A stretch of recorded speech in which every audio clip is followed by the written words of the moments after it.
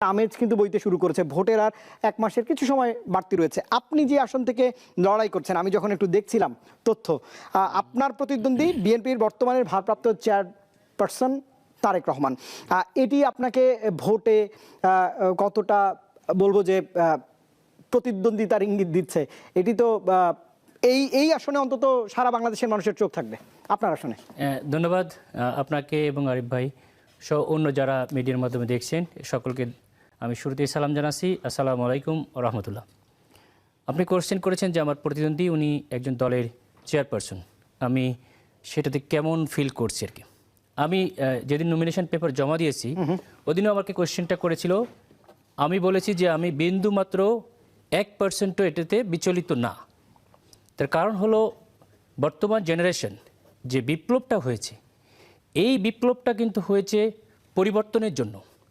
আধিপত্যবাদ এবং দলীয় যে লেজুড় ভিত্তি এবং পারিবারিক তন্ত্র থেকে মানুষ মুক্তি চেয়েছে। শুধু শেখ হাসিনার ফ্যামিলিতে 50 জন এমপি ছিল, এটা থেকে মানুষ মুক্তি চেয়েছে। আমি মনে করি আমার জনপ্রিয়তায় বারবার তারা চিন্তা করে এখানে নমিনেশন চেঞ্জ করেছে, কিন্তু বর্তমানে তিনি একটা দলের প্রধান, এটা অবশ্যই আমি সম্মান করি। কিন্তু কথা হচ্ছে যে একটা ইন্ডিকেটর তো থাকতে হবে, যেটার মাধ্যমে আপনি একজনের সঙ্গে আরেকজনের তুলনা করবেন। আমি পার্সোনালি ফিল করি যে আমার যে রাষ্ট্রের অবদান আছে সেটার 50% আমার যিনি প্রতিদ্বন্দ্বী উনি চেয়ারপারসন হতে, কিন্তু ওনার নাই। সুতরাং আমি বিপুল ভোটে এখানে বিজয়ী হব। তিনি জনগণের কাছে যেতে পারবেন না, শুধু আমরা কাছে যেতে পারি। জনগণের মনের কোঠায় আমি এখানে চলে গিয়েছি। তেনার যে কোনো দিক থেকে আপনি ইন্ডিকেটর নিয়ে আসেন, শিক্ষাগত বলেন, পেশাগত বলেন, যে কোনো দিক থেকে আপনি একটা মানুষকে যদি ইন্ডিকেটর হিসেবে ভাবেন, যেমন মামদানি আপনারা চিন্তা করেছেন নিউ ইয়র্কে হয়েছে, তিনি নির্বাচিত হয়েছেন। এই আসনে এরকম চমক জাতি দেখতে পাবে ইনশাল্লাহ। আমি পার্সোনালি ফিল করি আমার প্রতিদ্বন্দ্বী আমার দিক থেকে কোনো দিক দিয়ে 50%-এর বেশি তার অবদান নেই। আমি অবশ্যই বিজয়ী হব ইনশাল্লাহ।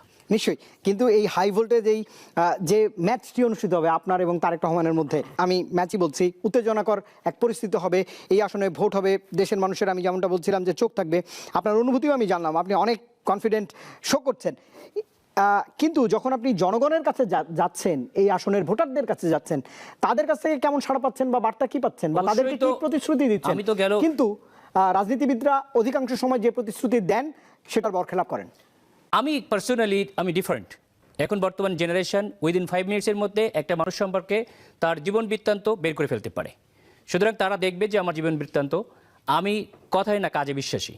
আমি অলরেডি সেই এলাকার মানুষের কাছে গিয়েছি, প্রত্যেকটা এলাকায় সুবিধা অসুবিধা দেখেছি, মানুষের ঘরে ঘরে গিয়েছি, মানুষের সঙ্গে কথা বলেছি, মানুষের জন্য কাজ করেছি, ভবিষ্যতেও করব।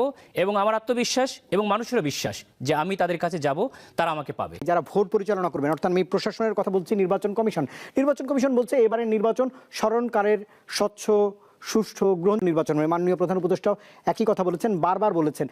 একবার তিনি বক্তৃতাতে জাতির উদ্দেশ্যে ভাষণেও বলেছেন যে মনে রাখার মতো একটা নির্বাচন হবে। আপনি কেমন দেখছেন যখন ভোট পেয়েছেন? প্রশাসনের ফ্যাসিজমের যে প্রভাব ছিল সেটি মুক্ত হতে পেরেছেন কিনা? প্রশাসন নিয়ে আপনি খুশি কিনা? ধন্যবাদ আপনাকে। আমরা জুলাই বিপ্লবের পরে একটি ঐতিহাসিক নির্বাচন চেয়েছি। আমাদের জাতি হিসেবে আসলে আমরা খুবই দুর্ভাগা যে এই জাতির জন্মলগ্ন থেকেই সেই 73-এর ইলেকশন থেকে শুরু করে জাতি এখনও কোনো সুষ্ঠু নির্বাচন পুরোপুরি পায় নাই। এই জেনারেশনের অ্যান্ড্রয়েড যুগে এসে জাতি আশা করেছে যে একটি ঐতিহাসিক নির্বাচন করবে এবং ফ্যাসিস্ট সরকারের ভিতরে প্রশাসন, নির্বাচন কমিশন একটি মাথা উঁচু করে বলা যায় সরকারের মাধ্যমেই ফ্যাসিস্ট সরকার তৈরি হয়েছে, প্রশাসনিক মাধ্যমেই। সেটাকে 5ই আগস্টের পরে আমরা মনে করেছিলাম বিদায় হয়ে গেছে, একটা পর্যায় পর্যন্ত ছিল। কিন্তু 25শে ডিসেম্বরের পর থেকে যে ভোটের যে লড়াই, যে ময়দান আমরা যেটা দেখছি, টোটালি ভিন্ন একটা চিত্র আমরা দেখছি। এই চিত্র যদি চলতে থাকে তাহলে আমি মনে করি আগামীতে নির্বাচন সঠিক টাইমে হবে না। কারণ অত্যন্ত দুঃখ ভারাক্রান্ত ভাবে বলতে হচ্ছে, এদেশের গৌরব সেনাপ্রধানের যোগ্য কৌশল নেতৃত্বে 5ই আগস্টে এদেশের মানুষ রক্তের হোলি খেলা থেকে মুক্তি পেয়েছিল। আমরা খুব দুঃখ ভারাক্রান্তভাবে দেখলাম যে 25শে ডিসেম্বরে যেভাবে এদেশের প্রধানমন্ত্রী, প্রধান উপদেষ্টা যেভাবে প্রোটোকল পায় না, সেভাবে একটি দলীয় প্রধানকে তারা রিসিভ করছে। এই কোনো লেভেল প্লেইং ফিল্ড হয় না। Why this is? তারপরে পুলিশ প্রশাসন কোথায় গুলশানে চলে গেছে, এনএসআই প্রধান চলে যাচ্ছে, যেটা এই সরকার যদি সত্যিকারের কোনো লিয়াজও করে থাকে তাহলে 18 কোটি মানুষের আবেগের সঙ্গে বেইমানি করছে। নির্বাচন কমিশনার প্রধান হাদি ভাই এই জুলাই বিপ্লবে যাদের ত্যাগের বিনিময়ে তিনি এই নির্বাচন কমিশনার হয়েছেন, তিনি বলেন এটা একটা তুচ্ছ ঘটনা হতেই পারে। We are astonished. সে কি বলছে ওই চেয়ার থেকে? সেই আগের সেই নির্বাচন কমিশনারের মতোই হয়ে গেছে। কিন্তু তারা ভুলে যাচ্ছে যারা নির্বাচন 15 বছর আগেও করেছে তাদেরকেই জুতার মালা পরতে হয়েছে। বেনজিরের মতো লোক, বিপ্লবের মতো লোক প্রশাসন থেকে পালিয়ে যেতে বাধ্য হয়েছে, এই দেশ থেকে বিতাড়িত হয়েছে। তাহলে কি মাত্র 16 মাসের ব্যবধানে এসব সবকিছু ভুলে গেল?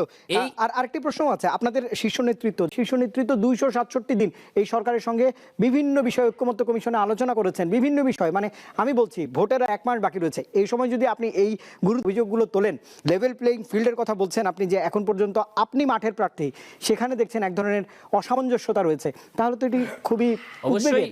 আমরা যেহেতু একটা গুরুত্বপূর্ণ শুনে আছি, আমরা এটা অবজার্ভ করছি, আমাদের দলীয় নেতৃবৃন্দ অবজার্ভ করছে, বাট আমরা খেলে আসছি, আমরা প্রিমিয়ার লিগে খেলা লোক, এখন যারা খেলছেন তারা সেকেন্ড থার্ড সারির, আমরা অবজার্ভ করছি, আমরা যাদের প্রিমিয়ার লিগে যারা ছিল তারা অন্য দেশে পালিয়ে আছে, আমরা তাদেরকে যেহেতু পার্সি পাড়াইতে, এগুলো যে আমরা পারবো না তা বলছি না, আমরা একটা সৌহার্দ্যের রাজনীতি চাই, সম্প্রীতির রাজনীতি, হিংসা ভেদাভেদের রাজনীতি চাই না।